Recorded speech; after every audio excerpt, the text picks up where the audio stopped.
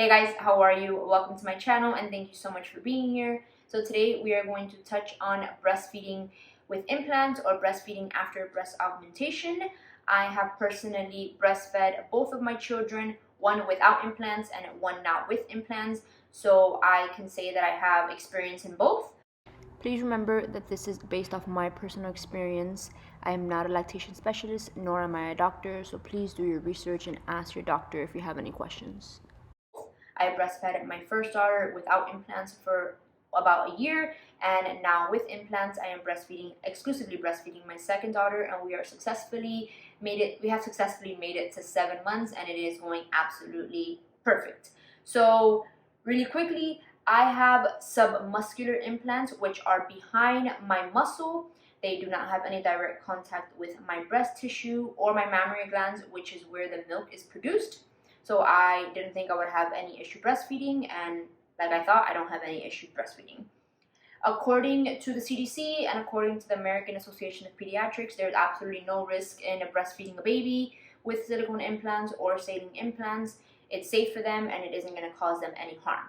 So I am going to touch on a few points. We're going to talk about some sizing without implants and with implants when it comes to breastfeeding, any difference in pain, when it comes to leaking of breast milk, when it comes to pumping, and also the baby latching and feeding the baby in different positions. So let's get into the first topic. I'm going to reference my first pregnancy, again, because I have experience breastfeeding without the implants and now with the implants. So the difference in milk production from my first breastfeeding experience to my second breastfeeding experience I have not seen a difference.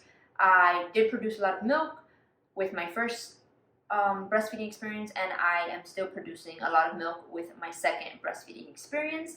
I don't notice any significant change because of the implants or with the implants. Without the implants, I don't think I have more or less milk. I think I have enough milk, and I had enough milk with my first experience, and I have enough milk with my second experience. I do produce naturally a lot of breast milk, and I think it's just genetic.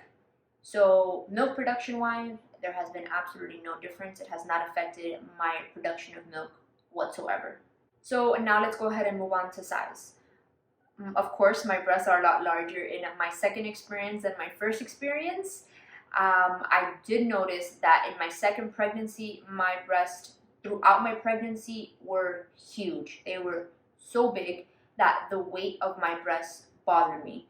Even before my belly got big and I could feel the weight of my belly, the weight of my breasts were so uncomfortable. They were very, very, very large. They were larger throughout my pregnancy than they are now after my pregnancy, and I am just breastfeeding.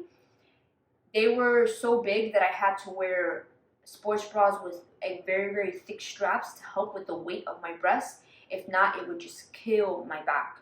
I would talk to my doctor and he would tell me, like, listen, it is in your belly.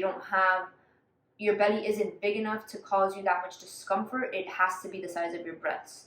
So I had to wear sports bras with very, very thick bands, and I could not sleep without a bra. I could not hang out without a bra. It was just extremely uncomfortable, and the weight of my breasts were very, very, very big. I did not experience that with my first pregnancy, but my breasts were not that big. So size during pregnancy was very uncomfortable. And now after pregnancy, if I had to compare the two, I want to say that when the second day after I came home, that my milk completely came in and my breasts were large and engorged, I could feel the tightening and the tension in my skin from how large my breasts had gotten.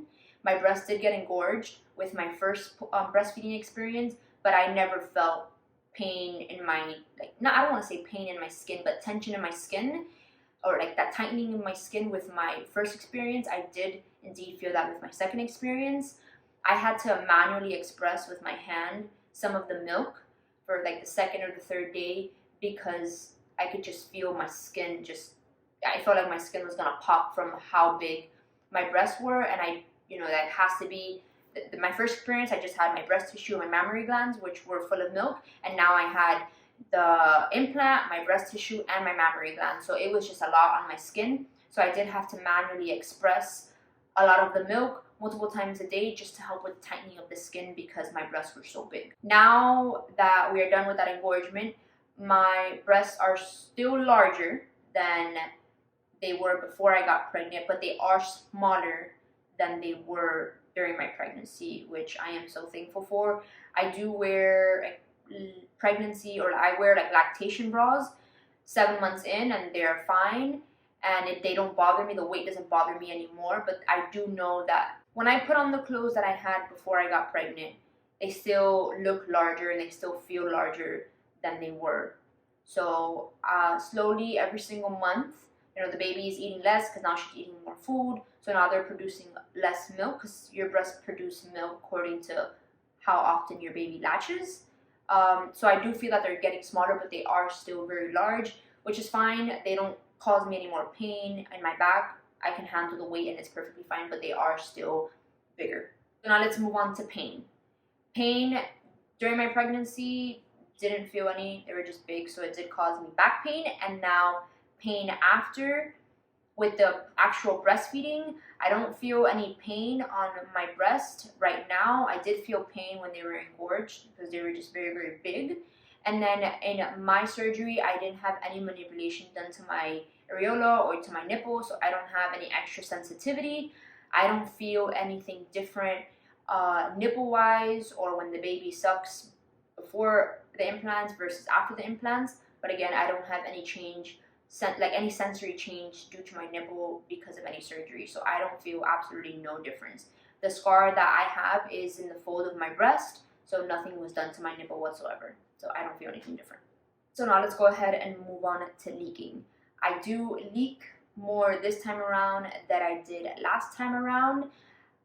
Again, my babies grew very, very healthy, and they are very similar in height and weight when it comes to comparing them both on a month-to-month basis. So I do feel that I produce around the same amount of milk both times around, but because of the size of my implants and again my breast tissue and my mammary glands, I do leak a lot more often with this experience than I did with my last experience. With my first experience, I stopped leaking breast milk at about like month 3 or 4, and then when my body felt that it was the baby's time to eat, my body would I could feel like the tingling sensation. My breast would make milk, the baby would eat, and we would do the same thing every single feeding. But now with Addison, the second time around, I am 7 months and I do still leak. So I do have to wear like little breast pads to help me conceal my leakage, because when I do not wear my breast pads, I am in public places and my breasts do leak. I was in Publix the other day and the guy at the dairy section said, "Hey, there's something leaking from your shirt." And I looked down and it was my left breast just like leaking milk.